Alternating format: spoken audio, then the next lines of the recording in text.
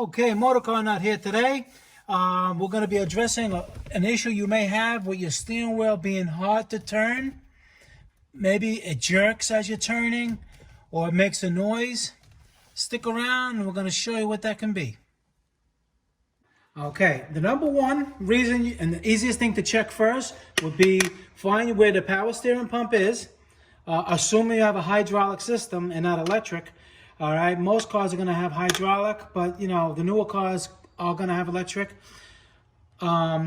Is you open up the cap. Once you find the power steering pump, it could have a reservoir on the side. This one's connected to the pump.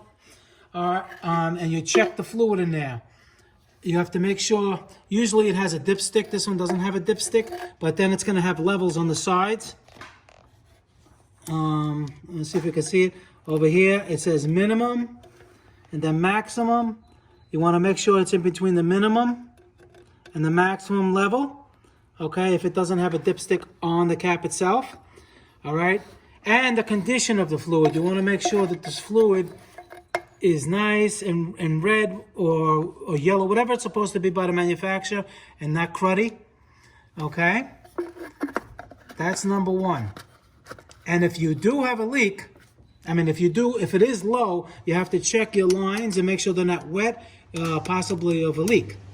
Okay, I have videos on how to maintain all the fluids, top them off in my other video. You want to check that out.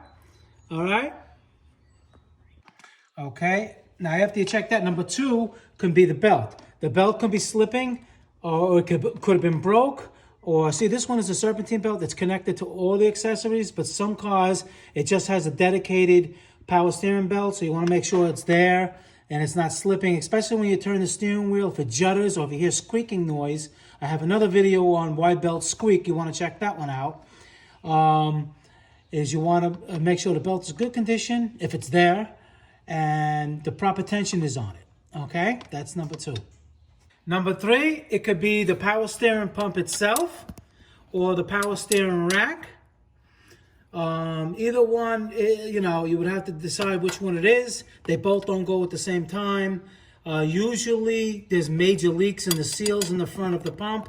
And the same thing with the rack that controls the steering on both sides of the wheels. You go under the car, you'll see the tie rod ends and it connects to a power steering. The power steering rack, if it's leaking, that would have to be replaced. All right, guys, Motor Car Nut. Please subscribe, hit the like video. Check out all my videos on all aspects of automotives. I got a lot of useful information that save you a lot of money. All right, guys, I'll see you in the next video.